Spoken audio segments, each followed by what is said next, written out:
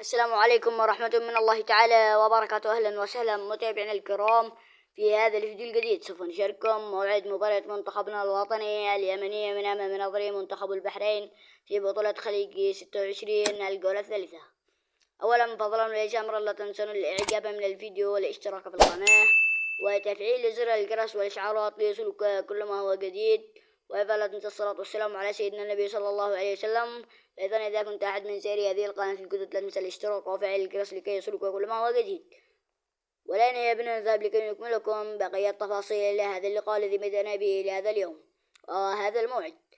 أولا ملعب المباراة أستاذ جابر مبارك الأحمد الصباح.